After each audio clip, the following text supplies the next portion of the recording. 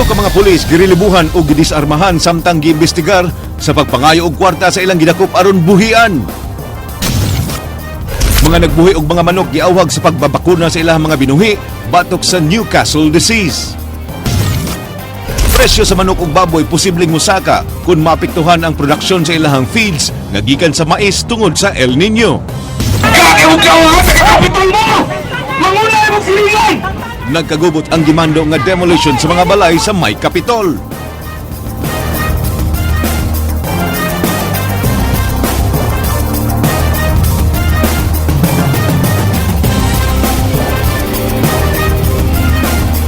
May hapon sugbog Kabisayan. Aduna nay bag-ong regional director ang COMELEC Region 7. Kinihuman sa regular nga pag-reassign kanila atol sa mga piniliay. Ang detalye sa report ni Ryan Sorote. Mendoza. Si Atty. Jose Nick Mendros ang bagong direktor sa Commission on Elections Region 7. Kani siya direktor sa Eastern Visayas ug kani na destino sa Cordillera Autonomous Region niadtong 2013 national elections. Gipulihan niya si Atty. Rafael Olano nga ibalhin sa Western Visayas Region. Priority sa direktor ang pagpatuman sa Fair Elections Act, hilabi na sa pagpamutang og mga campaign posters. Matro ni Mendros, gisunod sa mga national candidates ang lagda og sagad nagpabadlong ang mga local candidates. Gipatangtang sa COMELEC ang mga posters sa mga local candidates nga wa sa lugar sa di pa ang pagsugod sa ilang campaign period sa Marso 25. Magtinabangay sa Operation Baklas ang COMELEC, Department of Public Works and Highways ug Philippine National Police. Not yet. It would be too early because as you know, the campaign period for national candidates only started last February 9.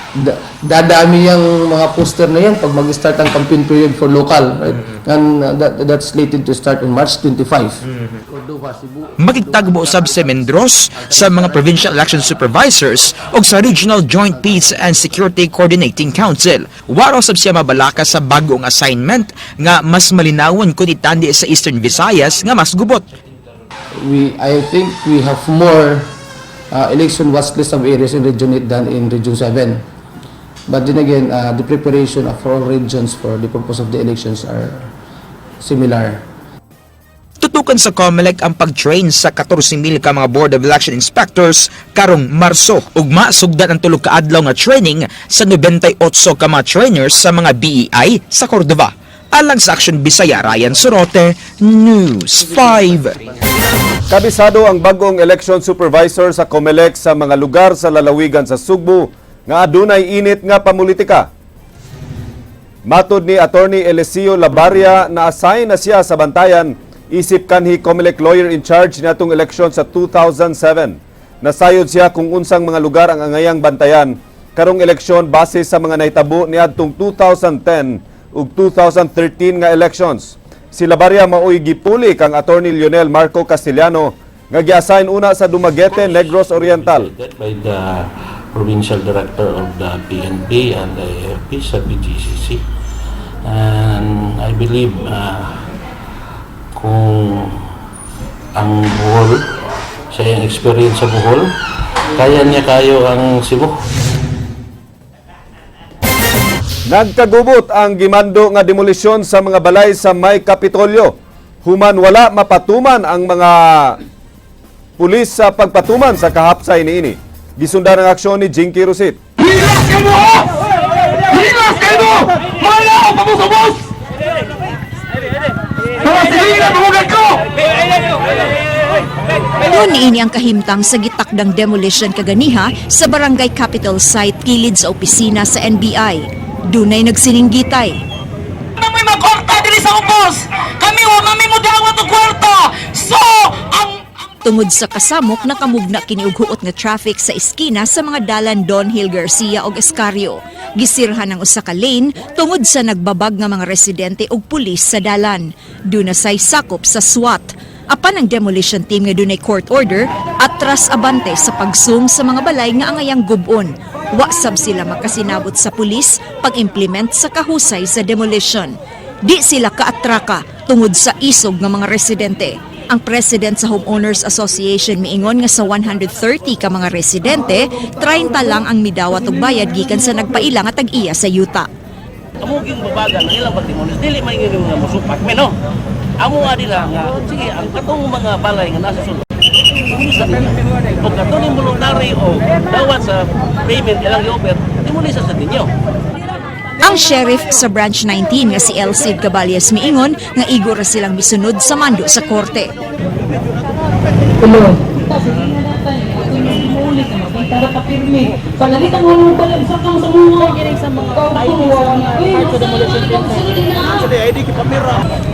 Sa paghikay ning balita, wa pa mahinayon ang gitakdang demolition sa gi-question nga public domain nga nalakip sa order apan dili appeal sa lot 6086-A-1. Alang sa Aksyon Bisaya, Jinky Rosit, News 5. Mga nagbuhi og mga manok giawhag sa Veterinary Office sa Department of Agriculture sa pag-avail sa libre nga bakuna sa ilang mga binuhi. Alang kini sa pagpanagang batok sa Newcastle disease nga nakapatay og daghang manok dito sa Luzon. Kini giaksyonan ni Ryan Sorote. Gipabantay sa Department of Agriculture ang mga backyard poultry raisers sa posible nga pagsud sa Newcastle disease sa Region 7. Ang virus ni katap og nakapatay og nilibong nga mga manok sa Central Luzon sa nakalabay nga mga buwan. Ang Newcastle disease mahimong makapatay sa manok sud sa 2 ka oras. Target sa airborne virus ang respiratory system sa manok nga daling mokatap sa ubang bahin sa lawas. It has a 90% mortality rate. It's very invasive. That's why when all hosts will be consumed, just like any virus, the disease will also stop. Timailan sa nasakit og Newcastle disease ang paghinuktok, pagkadaot sa balhibo, pagpalayo sa ubang mga manok o pagpunay og tuyok sa ulo. Ang kalit na pag-ubos sa resistensya sa manok ang usa sa hinungdan nganong daling mataptan sa virus. 10% ra sa masakit og virus ang mabuhi bisan tambalan pa kini. Luwas sa virus ang dagko mga poultry farm tungod sa pagbakuna nila sa ilang mga manok. Dunay libre nga bakuna ang Department of Agriculture batok sa Newcastle virus alang sa mga backyard poultry raisers. NCD cannot enter sa industrial o sa mga dakong businesses and poultry farms. Kaya nga naman, they see to it that their birds are totally protected. Mahimura nga kanon ang mga manok nga mamatay tungod sa Newcastle disease apan kinahanglan kini nga lutuon pag-ayo. Wa pay kaso sa tawo nga nataptan sa virus ug ang katapusang kaso ini sa Central Visayas niadtong miaging tuig sa Valencia, Bohol. Alang sa Aksyon Bisaya, Ryan Sorote, News 5. Mga kandidato karong election dili mapugos nga magpa-drug test apan mas pabor kanila kun mo voluntaryo og magpakita sa resulta niini. Kini giaksyonan ni Jinky Rosit. Way nagitang sayop ang Cebu Provincial Anti-Drug Abuse Commission sa sugyot sa COSAP nga i-drug test ang mga kandidato karong eleksyon. Alang sa Sipadak, mas maayo nga moboluntaryo sila sa pagpa-drug test agig dugang pogi points sa ilang pagpangampanya. Wa sila nakitang sayop kung ang kandidato mismo voluntaryong magpa-drug test. I'm pretty sure mga kandidato, all of them are willing to undergo drug test. Sanong yun na sila ana. But then, if you see the effectiveness purpose niya ng test, dili na siya for me effective because dili man good na we cannot force them labi na what ay legal basis to do that. Hinuon way laraw ang Sipadak nga imbitahon ang mga kandidato alang lamang niini. Sagad nga mga sakop sa League of Municipal Mayors sa lalawigan sa Sugbo o yun nga i-drug test sila. Apan ang COMELEC mi klaro nga dili mahimong mapugos ang mga kandidato kay pagsupa kini sa tawhanong katungod nila. So dili gina to ma-impose na siya kay wala may balaod nga gamandoan na. So tingali sa other times so maka-decide na po ng Congress nga pagawa sila balaod na. So mandatory na siya. So pagkakaroon di kita ka-impose na.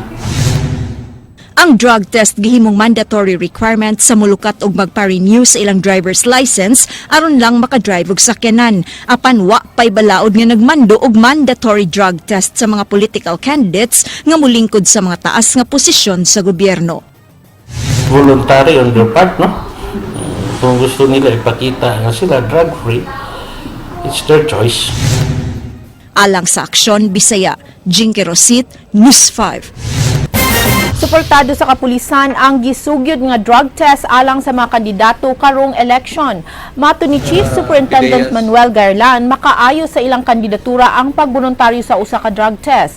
Gani, mas pabor siya sa random drug testing.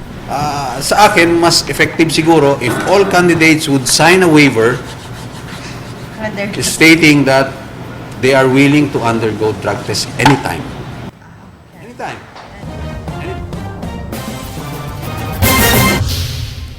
Mga kaatbang karong eleksyon giawhag sa kadagkuhan sa kapulisan sa pagpinirmahay sa usa ka peace covenant alang sa malinawon nga eleksyon. Kinigaksyonan ni Ray Pasaporte. Nagpatawag og tigom ang direktor sa PRO7 nga si Chief Superintendent Manuel Garlan sa mga opisyal sa mga kapulisan aron hisgutan ang upland safe kun secure and fair election. Gipahinumduman ni Garlan ang mga pulis nga tumanon ang direktiba sa Camp Crame sa pagpatuman sa ilang contingency plan sa preparasyon sa eleksyon. We will intensify our campaign on loose firearms and suspected gun for hire and private armed groups if there are any. But as of this time, wala namang identified private armed groups. Pagkakaroon wala pa sila na identify private armed groups nga gigamit sa mga politiko. Nangandam usab sila sa pagsugod sa local campaign period karong Marso 25. Actually, we don't need to wait for the local campaign period. That's why ini-intensify namin yung aming intelligence activities to identify and preempt, no? Whatever, kung may first indication, may indication man na they will make use of private army, ma-prevent kaagad namin. Sa niaging eleksyon sa 2013, nadakpan sa mga kapulisan ang giingong guns nga gihire sa usa ka politiko sa lungsod sa Tuburan. Miawhag ang PRO7 sa lokal nga kandidato nga dili mo gamit illegal nga pamaagi aron lang makapabor sa ilang kaatbang. Gidasig ni Garlan ang mga kandidato sa pagpinirmahay sa Peace Covenant aron ug alang sa malinawon nga kampanya. Lahat, as much as possible, lahat ng municipalities, lahat ng cities, if they can initiate, we are giving directives to all our chiefs of police, our PDs and CDs, if they can initiate signing of peace covenants in their respective areas. Kung sabi ko nga kanina doon sa loob, kung halimbawa hindi kaya ng chief of police, maybe they can initiate and invite say religious personalities or mga respected personalities sa community who can mediate between and among the candidates para they agree on a peaceful campaign. Matud ni Garlan, ang governor o mas taas pa nga posisyon maura ang gitugutan sa COMELEC nga makagamit og police isip security escort, samtang ang mga posisyon ubos niini sama sa mayor.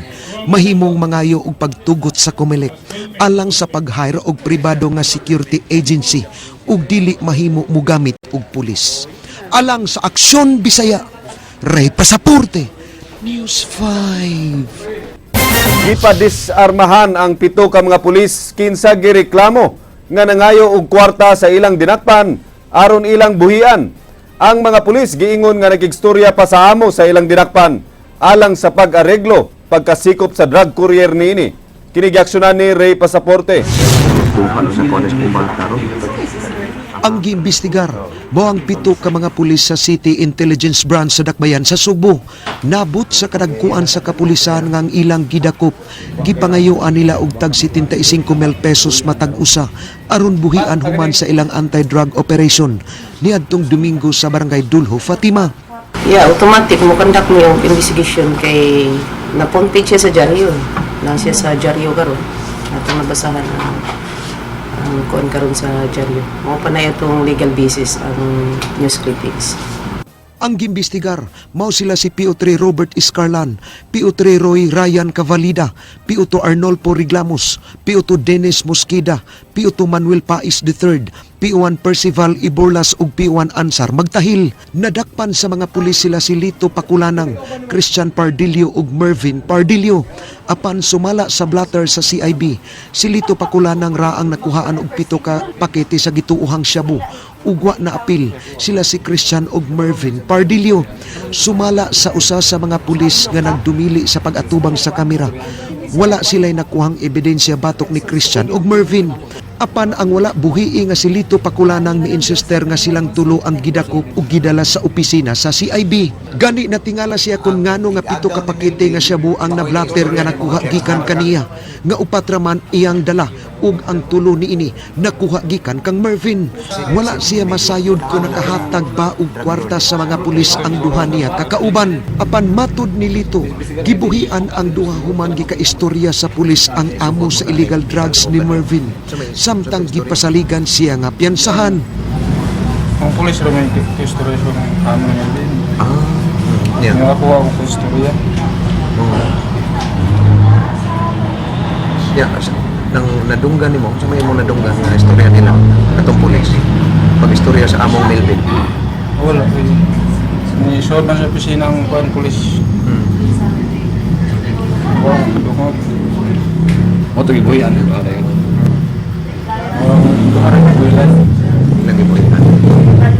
Pero wag ka kaya atong amo ni Melvin nga gika-istorya si pulis. Matod ni Rekla ang sugod ang ilang investigasyon sa lugar diin nahitabo ang dakop ug pagbisita sa dinakpan aron kumbensihon ang execute ug affidavit. Mirekomendar si Rekla nga padisarmahan ug parilibuhan ang 7 ka pulis ug kasamtangan nga ibutang sa Administrative Holding Center sa Cebu City Police Office. Grave misconduct, extortion. Dismissal. Tamamtong for dismissal, of course. Alang sa Aksyon Bisaya, Ray Pasaporte, News 5. Usa ka nationwide earthquake drill ang ipahigayon karong buwan sa Abril. Kinigiaksyonan ni Jinky Rosit.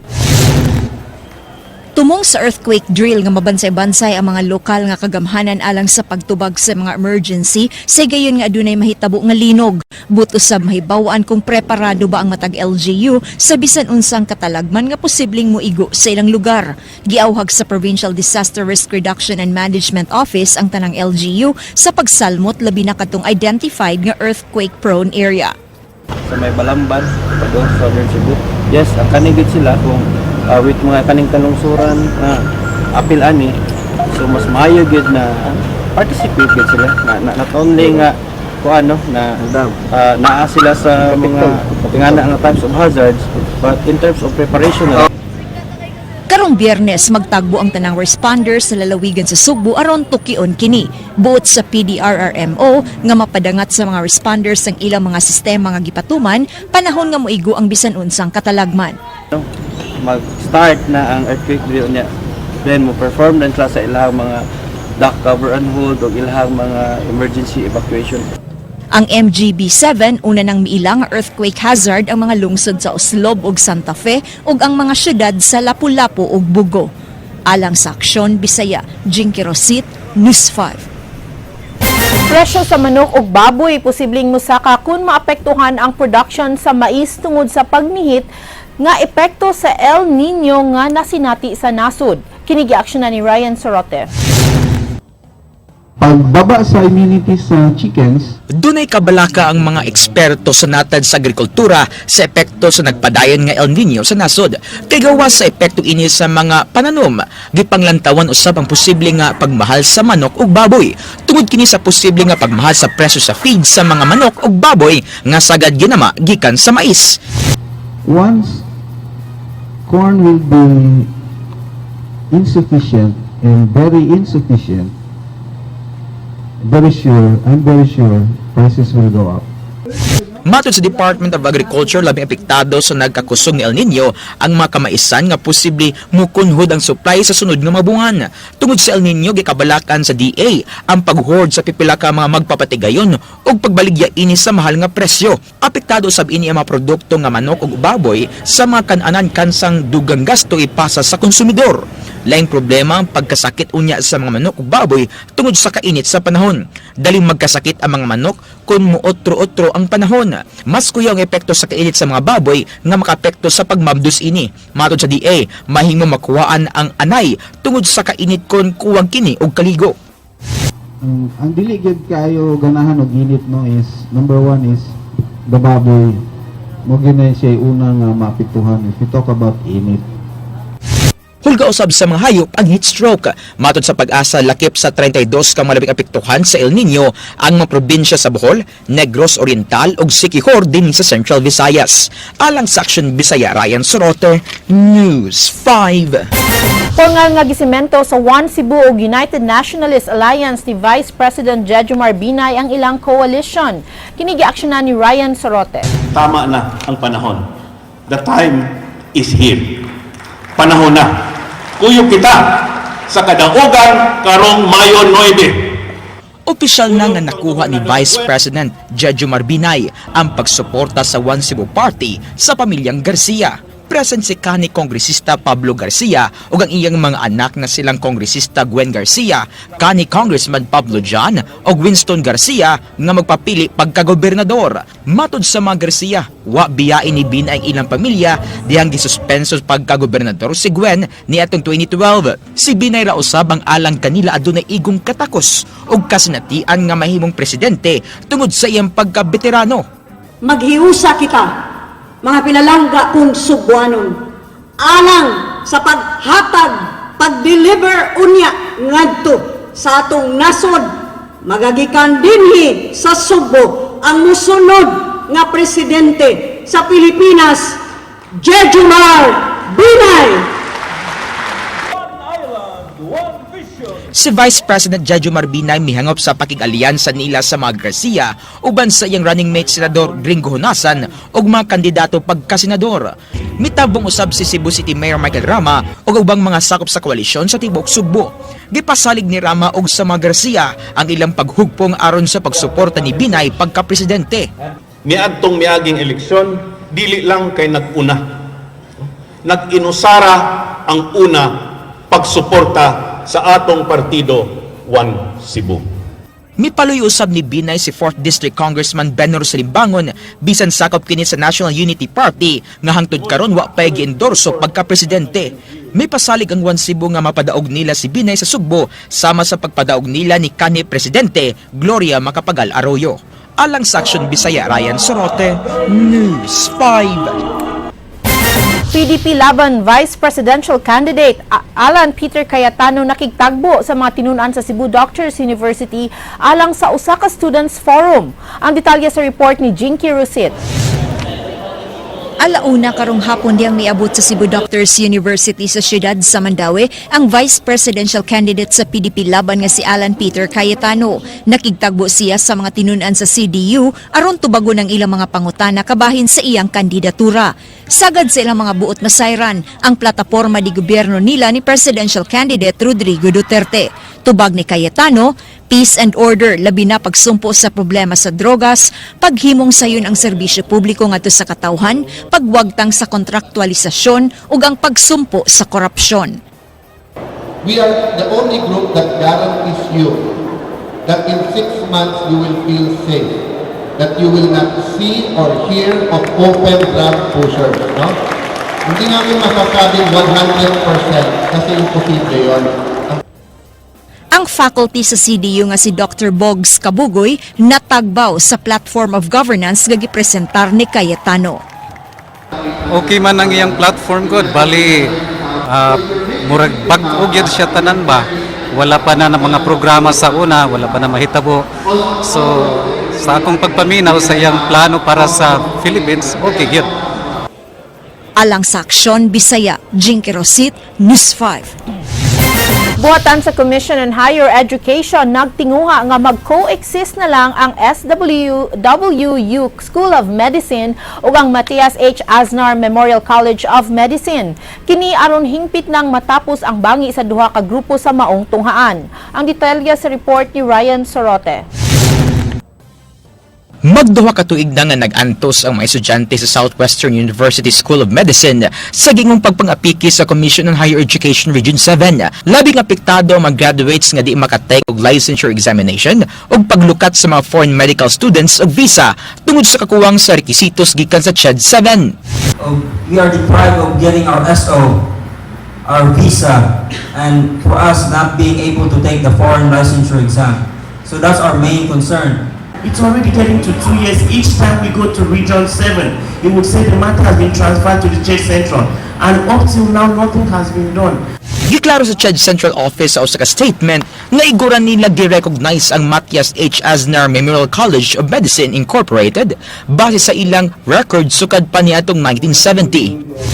Considering that CHED had no jurisdiction to resolve the issue on ownership of the government recognition of the College of Medicine, even as it continued to recognize SW Umaham Inc. based on its official records. Ang susamang recognition ang giangkon sa Southwestern University nga basihan sa pagpadayon sa ilang medical programs. Usa ka dialogue ang ipatawag sa CHED Central Office tali sa duha ka mga medical schools aron mahusay ang problema. Gihangop sa Southwestern University ang plano sa CHED Central Office ug ang una nilang husayon ang problema sa ilang mga estudyante. First thing and foremost, we are always open to any form of discussion and settlement. In fact, we have been asking CHED for a dialogue or discussion about this problem, and we have been denied. Mousab sila'y plano nga mupasaka og kaso batok sa pamunuan sa Matias H. Aznar Memorial College of Medicine aron di maapektuhan ang ilang mga estudyante. Matod sa CHED Central Office, mas maayo nga mo coexist ang duha ka medical school.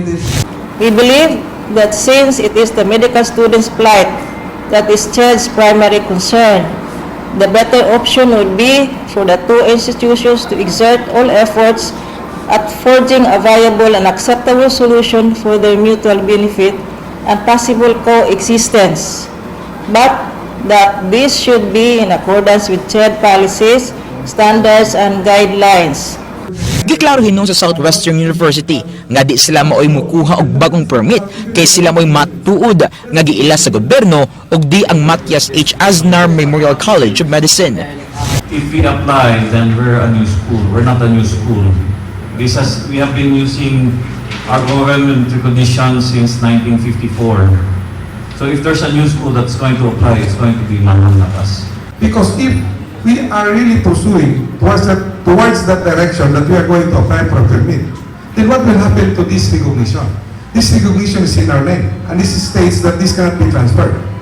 Wahinon giklaro sa CHED Central Office kung kinsa ang angay mokuha og bag-o nga permit aron maka-operate ang ilang medical school. Sa karon, bugto nga Matias H. Aznar Memorial College of Medicine ang giila sa CHED. Ug matod sa commission, wa pa igong mga dokumentong Southwestern University aron maka-operate. Alang sa Action Bisaya, Ryan Sorote, News 5.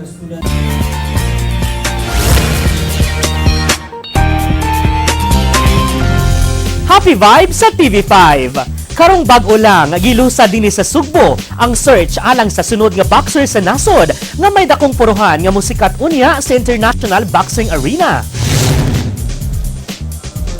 Tinguha sa pro boxing sa Omega ang pagkaplag og bag-ong talento sa natad sa pamoksing dinhi sa Pilipinas. Hinungdan nga ilang gilusad ang Pro Sports International nga naguluhan nga Who's Next Pro Boxing Series. Matod ni Pio Paulo Castillo, ang presidente sa Omega Pro Sports International, iyang nakita sa ilang mga boxers karon nga adunay mga potensyal nga mamahimong inila. Wala usab nila biyahe ang mga amateur boxers nga mao ang ilang grassroots program sa pagpili og mga professional boxers.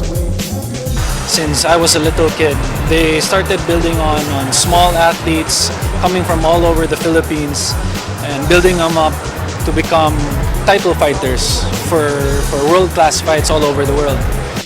Aron sa paghashas sa abilidad sa ilang mga bagong boxers, mupahigayon sila og unom ka boxing event sa Robinson's Galleria nga libre alang sa tanan ang mga motan-aw niini. Gipaila usab ni Castillo sa publiko ang tanan niyang boxers nga mauunya ang modala sa bandila sa Pilipinas. Sila si Oliver Hinisera, Mark Baisles, Alan Villanueva, Jerry Castroverde, Jack Tipora o Royder Lloyd Bourbon. Mao'y gipanglantawan ni Castillo nga makakulit og pangalan sa Pilipinas sa natad sa boxing. Og mao kadto lang kob sa tong light news karong hapon.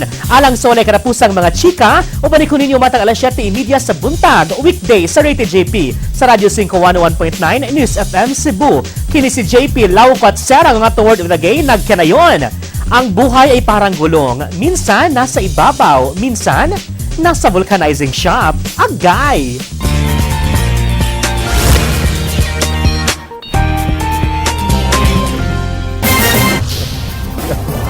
Tapakan. No? kinahanglan og rehauling o may tawagin area. Talking about vulcanizing shops, no? Yes. Atong pahinduman ang atong mga kadagkuan sa pangagamahanan. Kaya kanang mga vulcanizing, labi na nang naa sa IS Fortuna Mandawi, nga na magparking diha ang ilang mga sakyanan na sa sidewalk, Yes. sa dala na ng negosyo diha. So there's actually no point Samot on ang mga traffic. road widening na wa man gihapoy gamit kay nas kilid sa daan. Exactly, implementation naman na. Yes. Reminder lang. Alright. Maugtad to ang mga balita sa Aksyon Bisaya. Ako si Glenn Soco. Mga balita nga pundasyon sa ligdong nga opinyon o konkretong solusyon. Ako si Georgia Herrera. Bisan asa, bisan kanusa. Kapatid, Kahit ilang kutob sa balita. action!